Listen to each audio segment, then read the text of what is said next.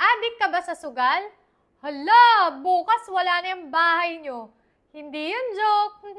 Paano nga ba masasabi kung naa-addict ka na sa sugal o meron ka ng gambling disorder? Kapag meron ka ng 4 o higit pa sa mga criteria na ito sa loob ng 1 taon, mas makakabuti kung magpakonsulta ka na sa doktor.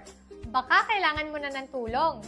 Una, kapag nagsusugal ka, kailangan pataas ng pataas yung pusta mo para ma-achieve mo yung gusto mong excitement. Sunod, nagiging irritable ka kapag sinusubukan mong bawasan o ihinto yung pagsusugal mo. Andyan din yung ilang beses mo nang sinubukang ihinto, pero hindi mo pa din mapigilan yung pagsusugal. Sunod, mas madalas mo nang iniisip yung pagsusugal kaysa sa kanya. Naku, pwedeng iniisip mo yung mga nakaraang laro mo, yung pagkatalo mo, o kaya naman kung paano ka makakabawi.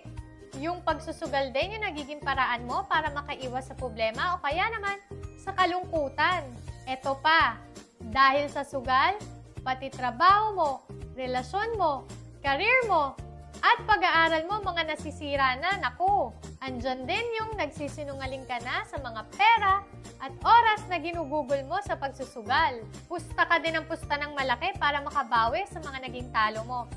At nangihiram ka na ng pera at nababaon ka na sa utang dahil sa mga talo mo. Anong mga treatment options kapag may gambling disorder? Andyan yung cognitive behavioral therapy, makakatulong din yung mga support groups, at may mga ilang gamot na maaaring makatulong katulad na lang ng antidepressants. Anong mga maaaring makatulong para kahit papano makaiwas ka sa pagsusugal?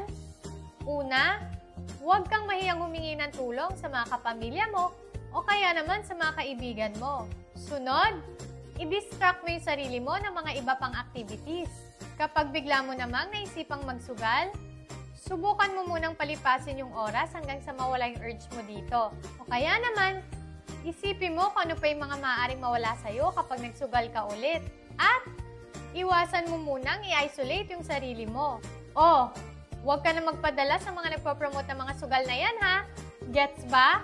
Okay, ingat!